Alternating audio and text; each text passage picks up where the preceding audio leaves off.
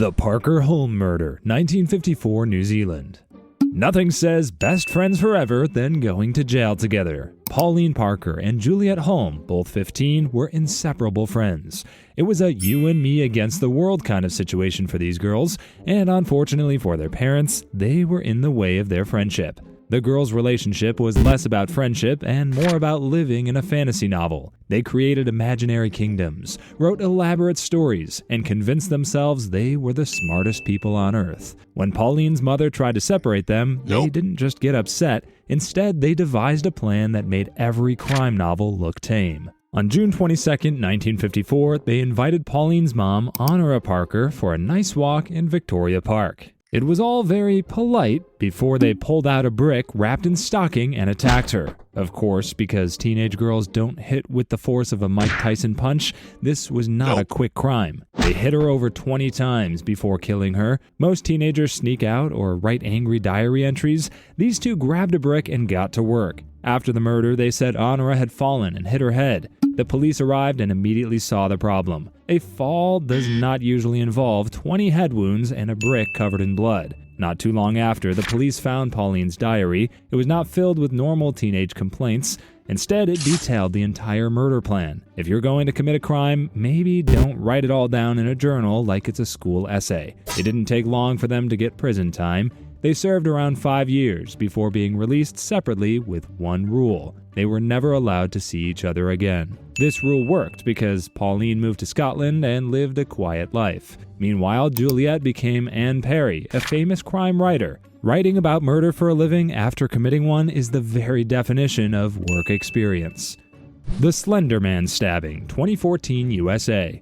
It's usually normal for girls to idolize people they only see online. After all, that's why many teenage girls go nuts for Korean pop idols. But it's not normal when you idolize a tall internet monster so much that you're willing to kill for him. Well, two girls didn't get the memo that there are better ways to get their idols to notice them. Barely in their teen years, Morgan Geyser and Anissa Weir spent way too much time reading online horror stories. The 12-year-old girls got so obsessed with Slender Man that they thought he was real. Instead of doing normal preteen things like arguing over snacks, they convinced themselves that if they killed someone, Slender Man would let them move into his spooky mansion in the woods. But that is not how homeownership works. On May 31, 2014, they put their plan into action. They invited their friend Peyton Leutner to a park, pretending everything was normal, and then lured her into the woods. Morgan stabbed her 19 times, while Anissa cheered her on like some kind of nightmare sports coach. Then they walked off like they had just finished a regular chore. They thought Slender Man would be waiting for them. Well, they were wrong. Somehow, Peyton survived. She dragged herself to a path where a cyclist found her. She got to a hospital, recovered, and lived to tell the world what happened. Meanwhile, the police picked up Morgan and Anissa, who confessed instantly. They talked about Slender Man like he had sent them an official job offer. Morgan was diagnosed with schizophrenia, a serious condition that made her believe in Slender Man like he was her creepy boss.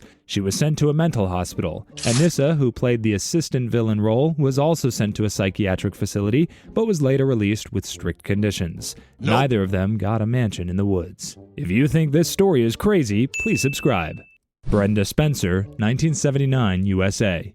If you're a dad, maybe giving your kid a rifle for Christmas is not a good idea. Brenda Spencer's father learned that the hard way when his daughter decided to go Grand Theft Auto at an elementary school, killing anyone with no remorse. In 1979, she used it to shoot at kids and teachers walking into Cleveland Elementary School in San Diego. It was open season for Brenda because she shot everyone and everything that moved. The principal ran to help students and got shot. The custodian also tried to help and got shot too. It was a terrible day to be a good person. The police showed up, but the 16-year-old girl kept firing before locking herself inside her house. She had no escape plan, demands, and reasons for the attack. She only had a phone, which made her a national sensation after a reporter called to ask about the incident. Brenda said she committed the crime because she hated Mondays, worse than Garfield. At least Garfield just complains and eats lasagna. Brenda took things to a whole new level. After hours of doing nothing useful, she finally surrendered. She was charged as an adult because the court decided that once you start shooting at children,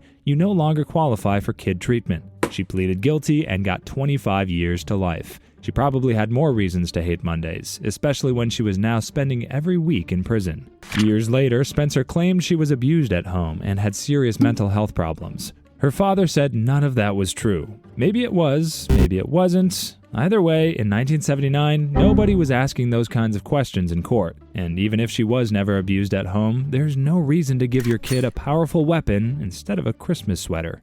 Tyler Hadley, 2011, USA. In 2011, Tyler did something so shocking that even Florida, the land of bizarre news, thought he went below the belt when he killed his parents and then threw a house party like nothing happened. The worst part was that this was not done in the heat of the moment. Instead, he had been planning it for weeks. On the day of the murders, Tyler made sure nothing would get in his way. He hid his parents' phones and locked up the dog. He then took ecstasy because nothing says great decision-making like mind-altering drugs. After that, he attacked his mother first. His father rushed in, saw what was happening, and asked why he would do that. Tyler chillingly said, "Why the f*** not?" It did not end well for his father. Tyler then spent hours cleaning up, which is ironic because most teenagers will not even clean their own rooms. After that, he called friends and classmates for a full-blown, packed house party. Dozens of people showed up, having no idea they were dancing and drinking just a few feet away from a crime scene. Some people noticed a bad smell, but a Florida house filled with sweaty teenagers probably never smelled good in the first place. Tyler could not help bragging about what he did. One of his friends thought he was joking until Tyler showed him the crime scene. That friend then did what every horror movie character fails to do. He left the house and called the police. Officers arrived early the next morning and arrested Tyler, who did not put up a fight. Before this, Tyler had already built an impressive resume of bad decisions. He skipped school, took drugs, started fires, stole things, and attacked people. His parents had tried to help him by getting him into rehab, but Tyler was not a fan of that idea. He knew they were planning to send him to a stricter program soon. Instead of choosing literally any other option, he picked the worst one possible. The Sydney River McDonald's murders, 1992, Canada.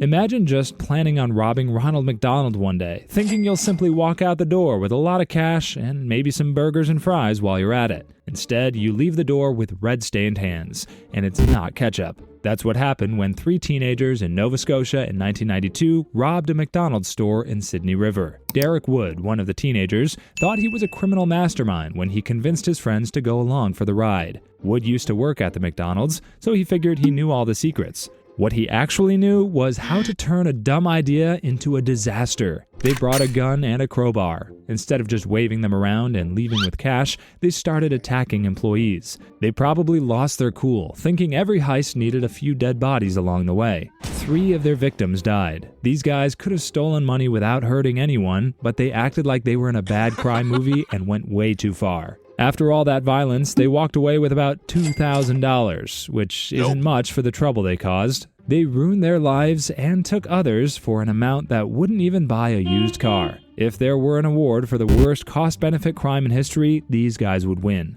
The police did not have to work hard to catch them because they were not exactly criminal geniuses.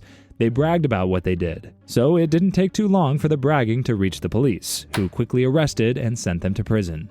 Barry Loukaitis, 1996, USA. If there's a quiet and bullied kid in your class, be sure to be the first one to befriend them because they might just spare you if they snap one day. In Barry Loukaitis' case, he probably just needed some friends when he decided to turn his school into a shooting range. Barry was 14 when he walked into his school in Moses Lake, Washington on February 2, 1996 with a rifle, 2 pistols, and a very bad plan. He dressed like a villain from an old Western movie, as if that would make mass murder look cool, but this was not Hollywood. He first walked into his algebra class and started shooting, because every teenager hates math. He killed his teacher and 2 students. The attack ended when a teacher, John Lane, tackled Barry and pinned him down. Barry's attempt to be a deadly outlaw was cut short by a real adult who was not interested in his nonsense.